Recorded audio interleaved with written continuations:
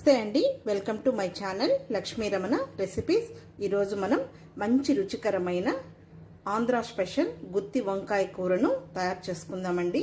నూనె వంకాయ అంటాం కదా, చాలా టేస్టీగా ఉంటుంది. ఈ గుత్తి వంకాయ కర్రీని కూడా మనం చాలా డిఫరెంట్ స్టైల్లో తయారు చేసుకోవచ్చండి. ఎలా చేసుకున్నా కూడా చాలా బాగుంటుంది.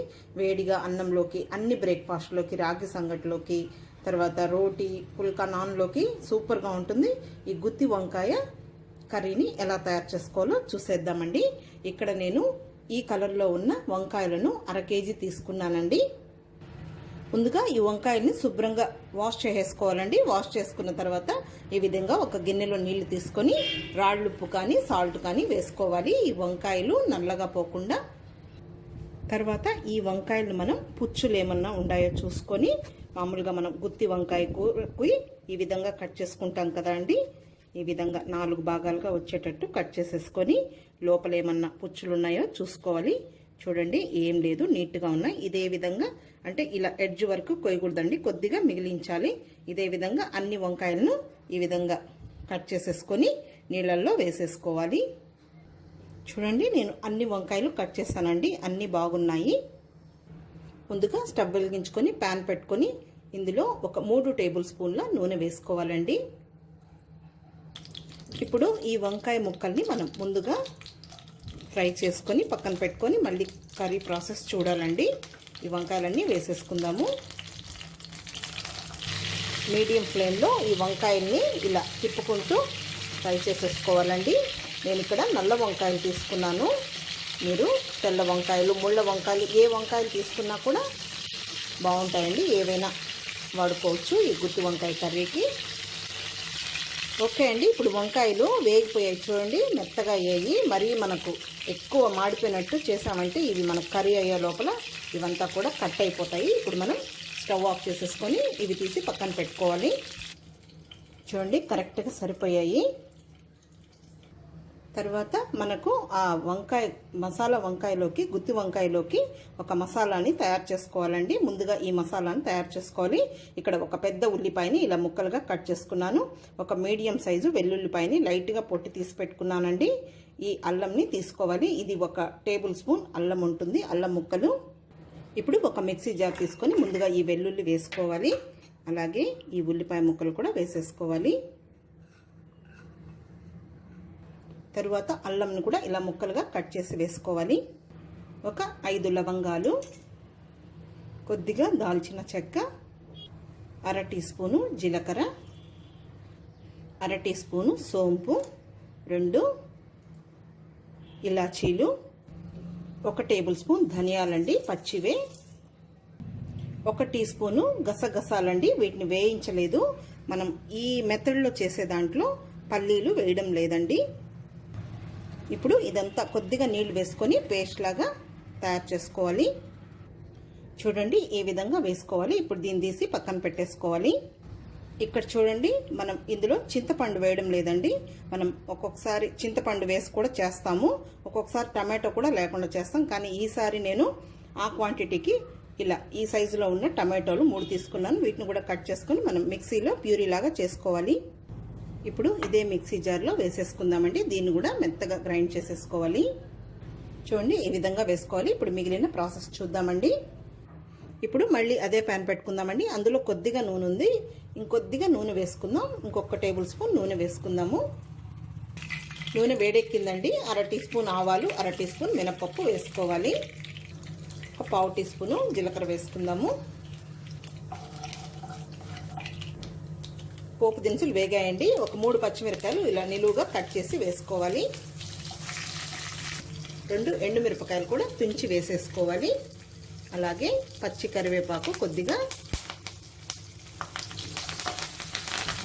ఇప్పుడు మనం ముందుగా వేసుకున్న ఈ ఉల్లిపాయ, అల్లం వెల్లుల్లి ఉంది కదండి, అది ఇందులో వేసేసుకొని, ఇంకా ఉల్లిపాయ అవసరం లేదు, ఆల్రెడీ మనం ఇలా మిక్సీ వేసేసాము.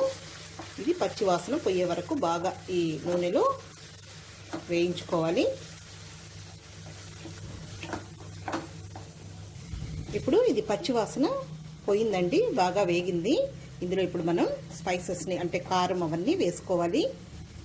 1/2 టీ స్పూను పసుపు పొడి, అలాగే 1 టేబుల్ స్పూన్ కారం పొడి, తర్వాత 1 టీ స్పూన్ ధనియాల పొడి వేసుకుందామండి.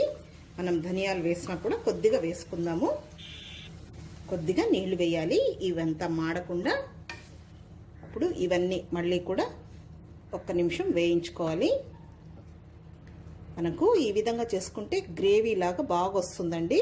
అన్నంలోకి అలాగే రోటీ చపాతీలోకి కూడా బాగుంటుంది. ఇప్పుడు ఇది కూడా వేగిందండి.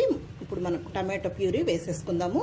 ఈ మిక్సీ గిన్నెలో కొంచెం నీళ్లు వేసుకొని ఇందులో వాడుకోవాలి. కొద్దిగా నీళ్లు వేసుకోవాలి. ఇప్పుడు ఈ టమాటో ప్యూరీ కూడా ఈ మసాలాతో పాటు బాగా వేగాలండి. మనకు బాగా వేగితే ఆయిల్ కూడా పైకి వస్తుంది. ఇప్పుడు మూత పెట్టేద్దామండి. మూత పెట్టేసి మీడియం ఫ్లేమ్లో కొద్దిసేపు ఉంచితే మనకు అదంతా కూడా బాగా వేగి ఆయిల్ పైకి వస్తుంది.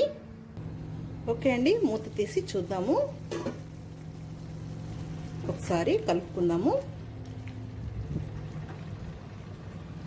ఇప్పుడు ఇందులో 1 టేబుల్ స్పూన్ పెరుగు వేసుకుందాం. ఈ పెరుగు వల్ల మనకు ఆ గ్రేవీ అనేది చాలా టేస్టీగా ఉంటుంది. అలాగే కర్రీకి సరిపడా సాల్ట్ కూడా వేసుకుందాం. మనం ఇంతవరకు సాల్ట్ వేయలేదు, చూసి వేసుకోవాలి. ఇప్పుడు పెరుగు వేసాం కదండి. ఇప్పుడు ఇదంతా కలుపుకొని మళ్ళీ 1 నిమిషం ఇదంతా కూడా బాగా వేగనివ్వాలి. ఇదంతా మనకు బాగా వేగిపోతే వంకాయలు వేసేసిన తర్వాత ఎక్కువ టైం పట్టదండి. ఓకే అండి, చాలు. ఇప్పుడు మనం ఈ వంకాయల్ని ఈ గ్రేవీలో వేసేసుకుందాము. అంటే మామూలుగా మనం స్టఫ్ చేసి పెడతామండి, కానీ ఈ మెథడ్లో అయితే మనకు వంకాయ కరెక్ట్గా ఉడుకుతుంది. తర్వాత ఈ గ్రేవీ అంతా కూడా ఆ వంకాయకి పడుతుంది. ఇప్పుడు ఈ వంకాయని జాగ్రత్తగా ఈ గ్రేవీలో మిక్స్ చేసేసుకోవాలి.